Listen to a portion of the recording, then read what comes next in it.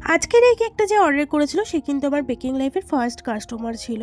তো আমি যখন ফার্স্ট কাজ শুরু করি আমি স্ট্যাটাস দিয়েছিলাম একটা কেকের ছবি, আর আমার সব ফ্রেন্ডকে বলছিলাম যে তোরা যদি কেক নিস এবার থেকে আমার কাছ থেকে অর্ডার করবি, কারণ আমি কেকের বিজনেস শুরু করছি।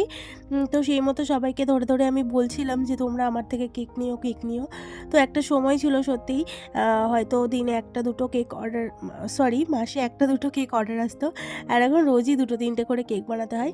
তো যাই হোক, তোমাদের ভালোবাসায় সবার বড়দের আশীর্বাদে এটা পসিবল হয়েছে। তো যাই হোক, এইটা কিন্তু অর্ডার করেছিল আমার সেই ফার্স্ট কাস্টমার, আমারই একটা ফ্রেন্ড হয়। তো ওর মায়ের জন্য কেকটা নিয়েছিল, আজকে ওর একটা স্পেশাল দিন, বেবি শাওয়ারের কেক আমার কাছ থেকে নিয়ে নিয়েছে। আর আমাকে কিন্তু ইনভাইট করেছিল, বাট ওর সঙ্গে কোনো ছবি তোলা হয়নি, নাহলে আমি তোমাদের সঙ্গে শেয়ার করে দিতাম। আর ও কিন্তু একদমই সিম্পলের মধ্যে কেকটা আমাকে চেয়েছিল। আমি বলেছিলাম যে কিছু টপার টপার লাগিয়ে দিই, তাহলে হয়তো ভালো লাগবে, একদম সিম্পল ভালো লাগবে না।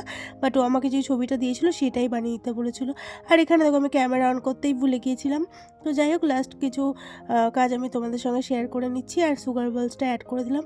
এটার লুকটা এত সুন্দর লাগছিল সামনে থেকে দেখতে, চোখটা জাস্ট জুড়িয়ে যাচ্ছিল, কি আর বলবো। লাস্ট কিছু বাটারফ্লাই অ্যাড করে দিয়েছিলাম।